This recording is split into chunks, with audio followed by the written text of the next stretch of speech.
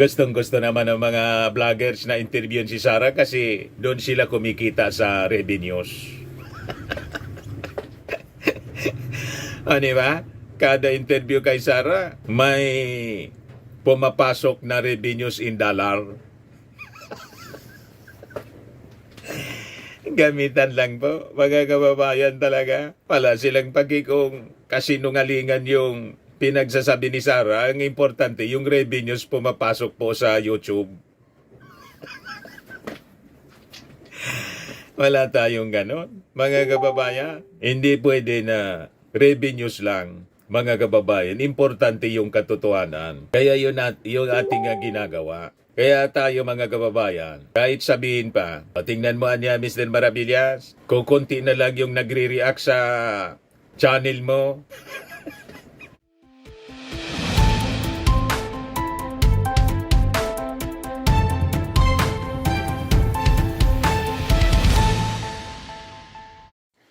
Hello po mga kababayan, si Dante Maravillas. May pahayag na naman po si Sara Duterte.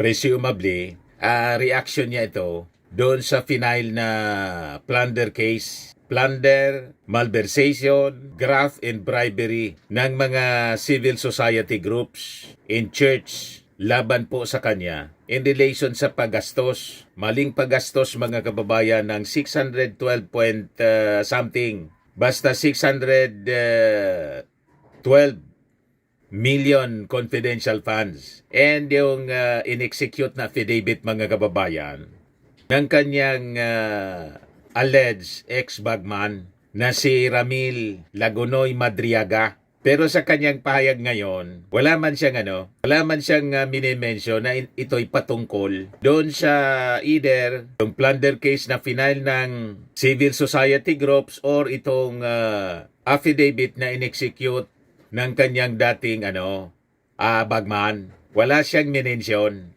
Ito mga kababayan yung kanyang pahayag. Publish ng page na may pangalan na Rody Duterte. 1 hour ago pa lang po, December 13, 2025. Sabi diyan, mga kababayan, last year, the House Committee on Good Government and Public Accountability launched a full-blown fishing expedition searching for anything that could be twisted into grounds for impeachment. First paragraph pa lang mga kababayan, sablay na. Anong sinasabi po ninyong fishing expedition? Ginawa yung investigasyon po kasi may sumingaw na baho na discover ng Commission on Audit yung mali na paggastos ng confidential funds. Nauna, ang sabi 19 days yung paggastos. Na-discovery po, 11 days pala. 125 million spent in 11 days. Kung walang sumingaw, may sumingaw eh. O diba? Pag may sumingaw, kailangang hanapin kung saan galing yung baho. Alangan man pabayaan mong may sumingaw, aamoy-amoyin mo na lang. Hindi mo titingnan kung saan galing yung baho. O na-discover yung baho, mga kababayan, galing kay Piatos. O diba? Hanggang ngayon, di pa makilala kung sino talaga si Piatos. Huwag tayong naniniwala dito sa mga depensa ni Sara Duterte. Through press statement po, kailangan gawin niya ang kanyang pagpapaliwanag sa proper forum. Nireklamo siya ngayon sa ombudsman. Sa ombudsman siya magpaliwanag, hindi sa media. Tama po mga kababayan? But anyway, ituloy natin yung basa. Sara Duterte, syukran. Walang katapusan na syukran. Sige lang ang syukran mga kababayan niya. At walang mga specifics na binabanggit siya sa kanyang mga statements. Generalization lang po. And tingin natin, yung abogado naman niya po yung gumawa nito. Kasi si Sara Duterte busy doon sa dahig. Ayan sige pa interview sa kanyang mga minions na mga vloggers po. Gustong-gusto naman ng mga vloggers na interviewin si Sara kasi doon sila kumikita sa revenues. Di ba? Kada interview kay Sara, may pumapasok na revenues in dollar. Gamitan lang po, mga kababayan talaga. Wala silang kung kasinungalingan yung pinagsasabi ni Sara. Ang importante, yung revenues pumapasok po sa YouTube. Wala tayong ganon, mga kababayan. Hindi pwede na revenues lang, mga kababayan. Importante yung katotohanan. Kaya yun yung ating ginagawa. Kaya tayo mga kababayan, kahit sabihin pa, tingnan mo niya Mr. Maravillas, kung konti na lang yung nagre-react sa channel mo, wala tayong pakidoon. Ang sa atin po ay magpalaganap ng katotohanan. Di ba po? Yun ang ating misyon. Bilang isang journalist mga kababayan na naging vlogger ngayon, ang misyon natin, maging consistent tayo sa paghahanap ng katotohanan. Hindi yung pera-pera lang. Tama ba? Wala tayong ganun po. Kahit hindi kayo manood, magsasabi pa rin tayo ng totoo. And we will be judged by history, mga kababayan. Tayo consistent tayo sa ganon. Kasi viral nga yung video mo, fake news ka naman. Clickbait lang po. Ang mga ganyan pong uri ng vlogging, panandalian lang yan. Di ba po? Tingnan ninyo yung mga sinungaling. O di ba unti-unting nasusunog? Nakita ko noon mga kababayan, yung sikat yung mag-vlog kay Bantag, kay General Bantag. Lahat nagbablog in support ni General Bantag. Nasaan na kayo ngayon? Di ba natunaw? Hindi pwede gano'n ang uri ng vlogging, mga kababayan. Tayo, seasoned journalist tayo, mga kababayan. Nandito tayo sa industry for almost, hindi nga almost, 40 years. 40 years na tayo sa ganitong profesyon. Hindi natin pwedeng isakripisyo yung katotohanan in exchange ng pagiging viral. Viral ka nga, pero fake news. Di ba pa? Pasasaat, madidiscover ng ating mga mamamayang Pilipino na isa kang sinungaling. Di ba? Maraming mga vloggers, madaling masunog po. Di ba? Kasi nawalan, mga kababayan, sila ng credibility. Anyway, going back dito sa payag ni Sara Duterte. So, fishing expedition daw po ang ginagawa naman. Ngayon, searching for anything that could be twisted into grounds for impeachment. Yung grounds for impeachment po, established na yon. Unang-una po, hindi man natuloy yung trial ng impeachment kasi na-archive, technical ng Supreme Court. At until now, mga kababayan, wala pang desisyon sa motion for reconsideration. Yun ang nakapagtataka. Natagalan. Aabuti na mga kababayan ng paglaps ng 1-year ban. Kaya ang gagawin na lang po ng Congress, sa members of the Congress, magre-refile po ng impeachment. At malamang sa pag-refile nila, yung 7 articles of impeachment, ganon pa rin yun. Or baka, madagdagan yung grounds of impeachment mga kababayan, may amendment doon na introduce sila with the recent development na nag-execute ng affidavit po si Madriaga. Baka idagdag yon. Or pwede rin na hindi na din idagdag kasi pwede na lang mga kababayan gawing witness itong si Madriaga. Kasi yung kanyang statement po, pasok na rin doon sa isa sa 7 na articles of impeachment na final laban po kay Sara Duterte. Di ba? Yung graft in corruption. Pasok na doon eh. So sabi niya rito, then came the revelation that signatures for my impeachment were being courted in exchange for budget allocations. Several lawmakers themselves recently confirmed how the constitutional process was being cheapened and reduced to a marketplace. Mag-mention ka ng mga pangalan kung sino para makapag-react. Hindi yung general statement lang po. Laging ganun po yung ginagawa ni Sara Duterte na isang malinaw na black propaganda lang. Di ba? Pag ganyan po, walang mga specifics siya na mga binabanggit. Generalizations lang, oh.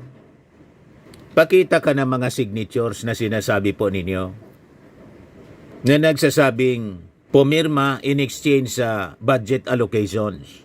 Sino-sino na mga congressmen para makapag-react naman? Di ba? Mag-mention ka ng mga pangalan ng mga congressmen. Sino sila na pumirma ng impeachment in exchange of budget allocation? Para yung congressmen na minimension po ninyo, makapag-react. Hindi yung general statement. Mahilig kayo sa ganyan eh. Sabi niya dito sa kanyang statement, another fishing expedition is now being launched as they scramble to weaponize any accusation they can manufacture just to create a semblance of procedural legitimacy for an investigation. May nakitang usok po. Pag may usok, may apoy. At yung apoy, kailangang maapula. Ma-identify kung saan galing yung usok. Diba? Alangan man nakitaan ng diferensya pagkatapos ignore kasi ang sangkot kayo. At pag kayo, sasabihin lang ninyo na politika at tinaharang yung inyong ambisyon na maging presidente sa 2028. Di ba? Sabi lagi ng mga DDS, yung Duterte daw, si Sara, lagi daw tinatarget ever since. Nag-react tuloy si Shilo Magno. Sabi ni Professor Shilo Magno, excuse me, hindi pa siya niya napapanagot ever since. Manong laging tinatarget ever since na hindi pa man siya napapanagot kasi iwas pusit palagi. Tama. Sabi niya, tinatarget lang daw si Sara at mga Duterte ever since. Excuse me, hindi pa sila napapanagot ever since, sabi ni Shilo Magno. Tama. Paanong tinatarget palagi? Hindi pa nga napapanagot? Kasi laging umiiwas po sila. Ang tao po, pag laging umiiwas sa investigasyon, ang ibig sabihin yan, may tinatago. Tama pa? Nakita ninyo yung pamilya Marcos? Never pong umiiwas sa investigasyon sa mga kaso. Inarap nila hanggang sa madismiss yung mga kaso laban sa kanila. Yan ang totoong walang tinatago. Mamaya ipakita ko sa inyo yung mga dismissal ng mga kaso. More than 900 cases filed laban sa mga Marcoses. Inarap nila frontally, mga kababayan. Hindi tulad ng ginagawa ng mga Duterte. Laging umiiwas sa investigasyon. Ito, another fishing expedition daw, just to create a semblance of procedural legitimacy for an investigation. Iniikayat ko ang aking mga kababayan na maging mapanuri at huwag basta magpadala sa mga paninira. Hindi ito tungkol sa paghanap ng katotohanan. Ito ay tungkol sa pagtakip ng nakawan sa kaba ng bayan na hanggang ngayon ay walang nananagot. Yun mismo yung ginagawa po ninyo, pagtakip. At kayo mismo hindi pa napapanagot kasi umiiwas kayo sa investigasyon. Binabaliktad ninyo ang kwento. Di ba po? Ang gustong palabasin mga kababayan ni Sara Duterte, ang dapat imbestigahan yung ating Pangulo at si Martin Romualdez kasi. Nagpaimbestiga na po si Martin Romualdez sa ICI. Ang hindi umarap sa ICI nang imbitahan po yung kapatid ninyong si Polong. Yan ang malinaw na una nang naghamon. Nahaharap daw siya kahit sa ang investigasyon. Nang imbitay ng ICI, ayon, hindi daw siya magpapabudol. At hindi daw sakop ng executive yung legislative member na tulad niya.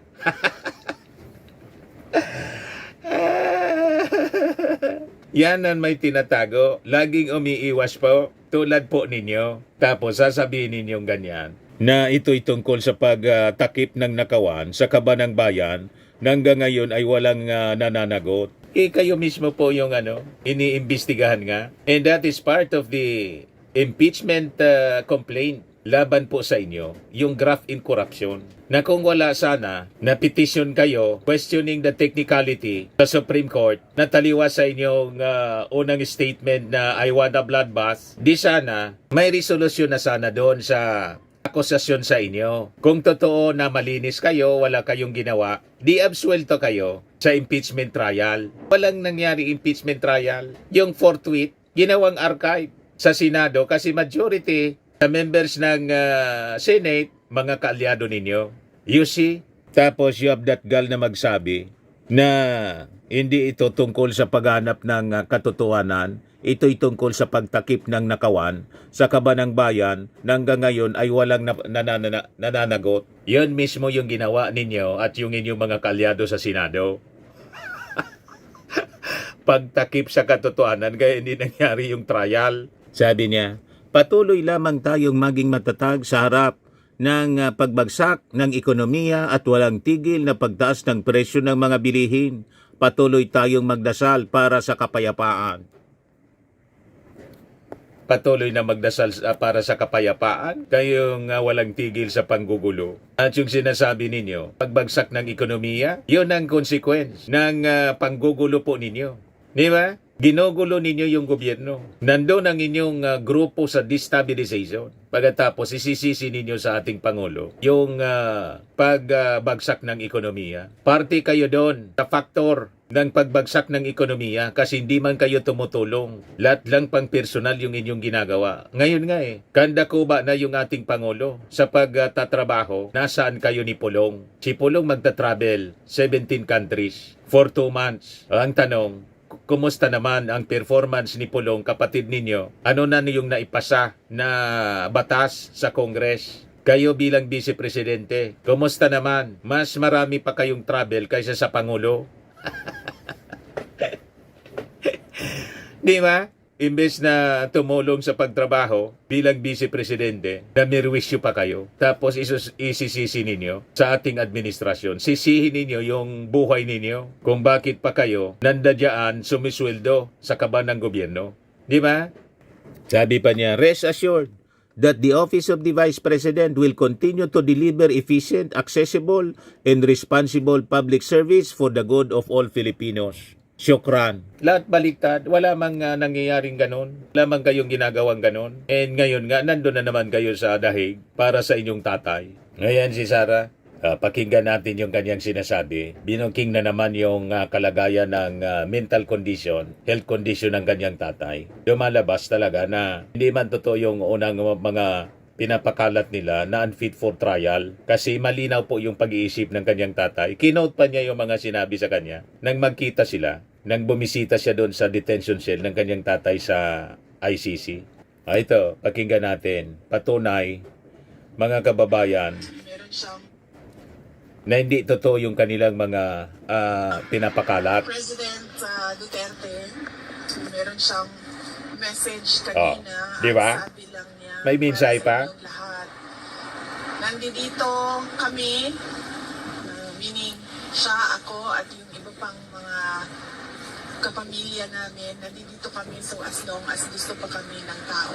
Malinaw ang pag-iisip po. Hindi tong unfit for trial. Pilit kung ano yung gusto ng Binuking ni Sara. So, yan yung... And of course, from myself, I thank you for your continued support. Binula na naman niya yung mga supporters niya. As a politician, kasi kahit anong Paninira daw. ng mga kalaban sa akin, nandyan pa rin yung taong bayan. Yes, the trust is good. The supporters from 2015, from 2016, from 2019, from 2022, nandyan pa rin kayo. At hindi kayo, and then you know how to discern ano yung paninira at ano yung katotohanan. And for that, I am truly blessed. O ngayon, nilinaw mga kababayan ng Palasyo Malacanang na yung mga complainants po, yung nag-file ng plunder, malversation, bribery, graft sa Office of the Ombudsman kahapon, hindi man po ito mga kaalyado ng ating Pangulo, ng ating administrasyon. In fact, mga anti-Marcos groups ito, kaya malabo na may hand yung ating Pangulo, ang administrasyon sa mga kaso na pinafile laban po kay Sara Duterte. Yan o, complainants in BP Sara case not affiliated with PBBM, sabi po ng Palasyo. The complainants are not part of the President's political allies. Instead, they are in fact his critics.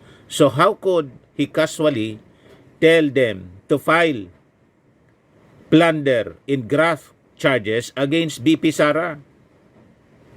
Sabi po ni Palace Press Officer Claire Castro sa kanyang text message sa mga reporters kagabi. Tama.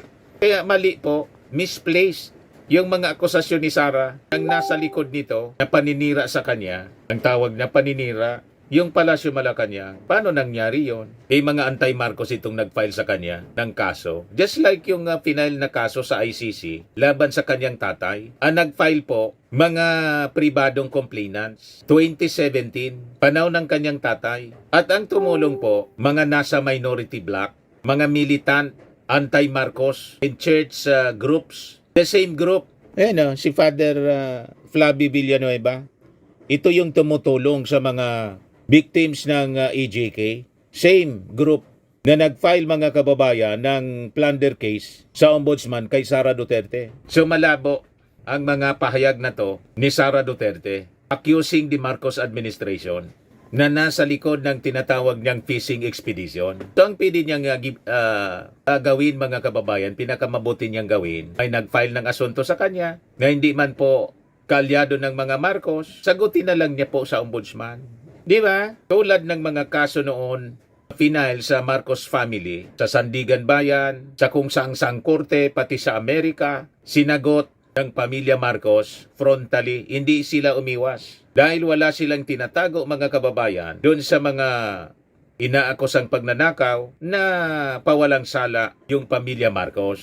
Ito, pakinggan ninyo itong mga Problema nyo ba yung late sign yung... Ito.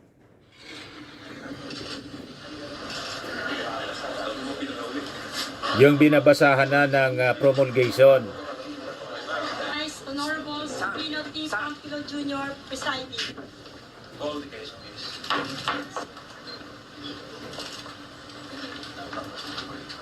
The accused Imelda Romualdez Marcos and Hector T. Rivera are hereby acquitted on the ground of reasonable doubt. O, diba? Hinarap nila frontally, walang pag-iwas. Hanggang sila ma-acquit. Yan ang walang tinatago, walang ninakaw. Hospital of the country. Of course, I thank the Lord to relieve me again of 32 cases 32 cases. that will subtract from the 901 cases 901 cases. filed by Cory Aquino against the Marcoses. Well, I'm still alive to terminate all these cases so that I can fulfill my dream for my country and my people. O diba? Yan ang walang tinatago, hindi umiiwas po sa kaso. Kaya dapat si Sara, kung nawala siyang tinatago, pati yung kanyang mga bank accounts. Mali-mali itong statement po ng kanyang mga defenders na mga social media influencers. Ito, sabi kasi ni Shilo Magno, important yan to open BP Duterte bank accounts kasi diyan mo makikita yung flow of money. Yan ang mag-establish ng kasong plunder. Paano siya nakikinabang sa mga pondo na dumaloy sa bank accounts ni BP Sara Duterte? Yan po yung sabi ni ex-finance undersecretary Shilo Magno kahapon sa pag-file ng plunder case sa ombudsman laban kay Sara Duterte. Ngayon, argumento, depensa ni Sas Ragonda, Mr. Sas Rogando Sasot. So girl, let me get the logic. You don't know yet na may ninakaw. Nagbabakasakali lang kayo na may ninakaw at ito ay nasa bank account ng inaakusahan ninyong magnanakaw. Pero bes, sinong tangang magnanakaw ang maglalagay ng ninakaw niyang pera sa bank account niya? I mean, seriously, either magnanakaw is that stupid or you are that stupid.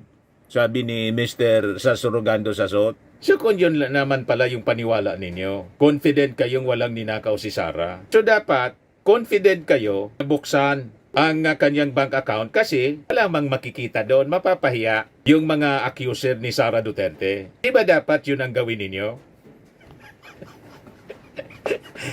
Di ba? Gusto ninyong ipahiya ang mga accuser ni Sara at ni Digong. Lalo dapat na matuwa kayo sa gustong mangyari ng kanyang mga accuser na pabuksan yung bank account para mapatunayan na mali ang kanilang mga hinala. Di ba mas maganda yung ganon? Ganon ang ginawa mga kababayan ng mga Marcoses. And in fact, mali yung sinasabing hidden wealth. Walang hidden wealth yung mga Marcos. In-announce nga ni Imelda Marcos kay Mel Tiangco sa kanyang interview. Kinoriksyonan pa nga si Mel Tiangco tungkol sa mga bank accounts. Kung magkano, gusto niyo marinig, makita yung interview. O i-reply ko po sa inyo. Ayan o. Nagpa-interview si Imelda Marcos with Mel Tiangco. Kinoriksyonan pa kasi hindi mabasa kung magkano yung deposit, mga kababayan, na yaman ng pamilya Marcos. Hindi kayang basahin ni Mel Tiangco. Sa dami ng yaman ng mga Marcos. Nagpa-interview siya para ihayag sa buong mundo kung magkano ang kanilang kayamanan na sinasabing ilgaten. Hindi niya ito ilgaten. Ito mga dokumento, tingnan mo. Buong kwarto, punong-puno ng dokumento, mga kababayan, na pag-aari nila yung yaman. Hindi ninakaw. Kami niya yung pinagnakawan. Sabi ni Imelda, pinagnakawan ng gobyerno ni Cory Aquino. Ay, ito. Documents of the trial of the century. Documents niya of the trial of the century, sabi ni Imelda. 170 banks that Marcos deposited. 170 banks ang deposito. 350,000 documents. 350,000 documents. Ayan o, all of that. Tinuturo niya, yan o. All the mines, all the banks. All the banks 170 of the banks. world. Banks in the world. Hindi lang dito sa Pilipinas. And these are all U.S. government exhibits. All of this. All of this. To show you the bill of lading. The bill of lading sa niya. $40 million. Oh my goodness. Is it million? Billion? Billion? Billion? $40 million sa niya. Billion? Kinoriksyonan, hindi niya million, billion, dollars. $40 billion. Those who started them, all of this. Barangko. 2,900 hectares that greenfields, alam mo? That's all ours. Meralco sa I kanila. was going to build a satellite city for the poor. So, we are not the thieves. These are the people. Mrs. Marcos, if we go by all of these, you are rich beyond compare. You are rich beyond compare niya. See, the world. The world. The world. Yeah, This is the reason why I want to survive. And it's not Kaya for gusto me ko anyang anymore. mabuhay pa ng Mrs. mahaba. Marcos, are you saying you're open to giving some? Alam ba ninyo, mga kababayan, kami ni Mrs. in-invite ni Mrs. Imelda Romualdez Marcos. Ikwento ko sa inyo. Before pagkumandidato sa pagkapangulo, kaya lagi kaming nagkikita ni Ma'am Beth De Leon, yung assistant secretary ng DILG. Naging kaibigan ko po. Tumawag kasi sa akin. Si Mrs. Imelda Romualdez Marcos kasi, personal assistant itong si ASEC Beth De Leon. Kaya pag pumunta kaming Maynila, tinitext ko lang yon at nagkakapi-kapi kami. Yon ang nag-invite sa akin. Kasi gusto daw magpasalamat si Mrs. Imelda Romualdez Marcos sa akin. Nanonood daw sa aking vlogging. Niyaya kami ni Mrs. Mag-dinner po. Pero hindi si Mrs. Imelda Romualdez Marcos kasi mahina niya yung nakipagkita sa akin, kundi yung kapatid niyang bunso. Kaya lang patay na ngayon para lang magpasalamat. Ganon kabait si Mrs. Imelda Romualdez Marcos. At baka ngayon, hello ma'am, nanonood pa rin sa atin. Ikaw niya, Mr. Maravillas. Nireplay mo pa yung interview sa akin ni Mel Tiangco. So diyan ka mapapahanga, mga kababayan, kay Mrs. Imelda Romualdez Marcos. Hindi niya tinatago. Inihayag pa niya sa kanyang interview. Sa interview sa kanya ni Mel Chanco, yung kanilang kayamanan. Hindi $40 million. 40 billion niya. You see? Bakit confident na reveal? Kasi nga, hindi nakaw. Yun ang dapat gawin ni Sara, gayahin ni Sara Duterte. Kung hindi nakaw yung mga bank deposits po ninyo, bakit hindi ninyo ipakita?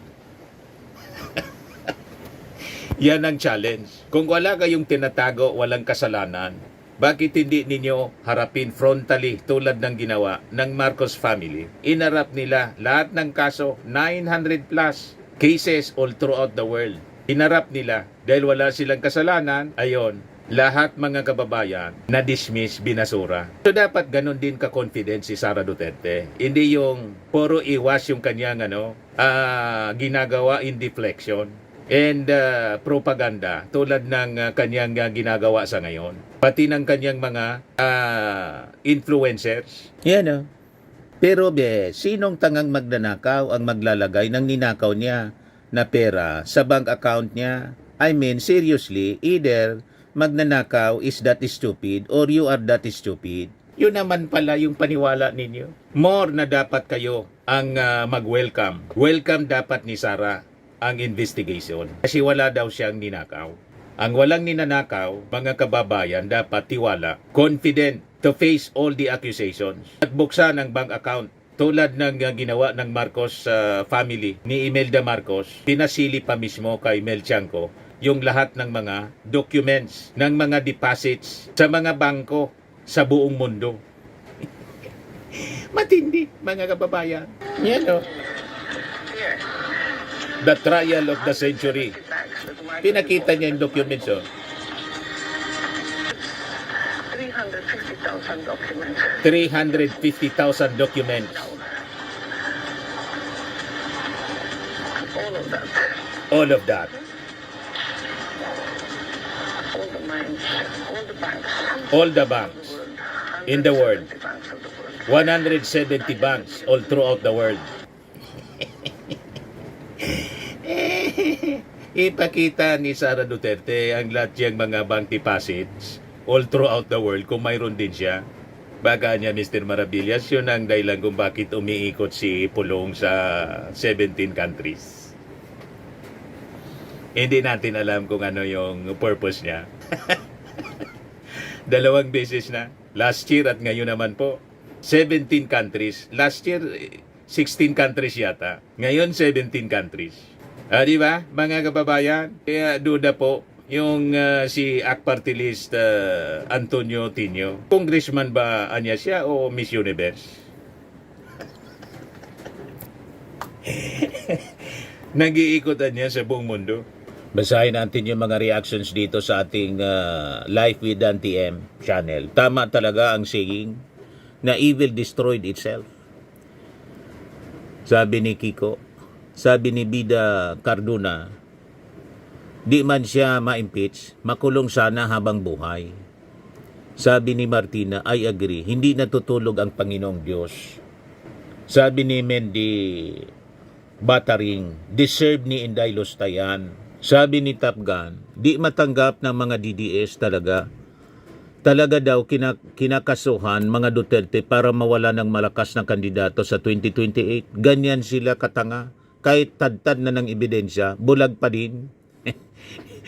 Sabi ni Bida Cardona, merisin na sa mapanirang BP. Walang ginawa kundi ang siraan ang administrasyon at ng Pangulo. Makulong sana ang Saratanas. Sabi ni Jeffrey Balasbas, sa wakas, maguguho na din mundo ng mga didilis. Sabi ni Joe Dinojales, paano na masisave ang Queen niyan gatambak ang papeles ng ebidensya sa maraming kaso. Sabi ni Rosemary Liacona, sana mapadali na yan.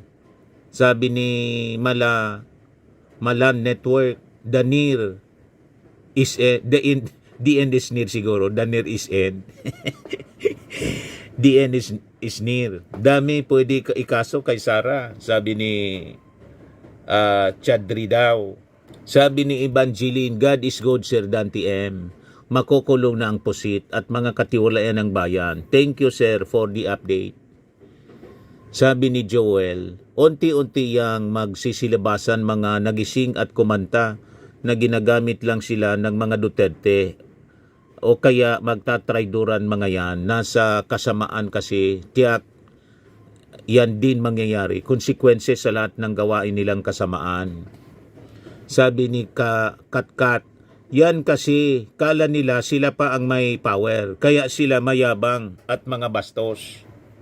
Sabi ni Lolita M. Santiago, yehe, kahit wala na impeachment, pasok na si Fiona. Nga kayo, Didilis, Padilla, Marco Beta, Bato at Go. Kahit wala na kayo sa ICC na po, bahala sa inyo. Sabi ni Gary Lirasan, sana tuloy-tuloy na yan, pati yung mga bagong aligasyon kay Sara para matapos na ang kaguluhan sa bansa at mapanagot na si Inday Lustay sa lahat ng mga kasalanan niya sa bayan, pati yung mga kasabwat niya. Sabi ni Divensky, ang daming kasalanan sa batas ng Lustay na yan. Sana this time mapanagot na siya. Gusto kong makulong ng habang buhay ang taong yan, perwisyo sa bansa natin. Sila ang nagpapagulo. Nakita ninyo, alam ng mga mamamayang Pilipino kung sino yung nanggugulo sa ating bansa. Tapos sasabihin ni Sara na bumabagsak daw yung ekonomiya. Ginugulo kasi ninyo. Hindi na lang kayo tumulong magtrabaho. Di ba? Anyway, yun lang po mga kababayan. So itong ating podcast dito sa Life with Dan TM, atid sa inyo nito napakagandang product from Australia. I am worldwide amazing pure organic barley pure powdered drink mix from Australia. Yung mga gusto po na mag-try nito, gumamit, mainam po ito sa mga cancer patients at for cancer prevention na rin po. Message na lang po kayo sa amin, sa aking anak na architect entrepreneur Riz Maravillas. So lagi na ninyong tatandaan mga kababayan, sa buhay, you become what you believe.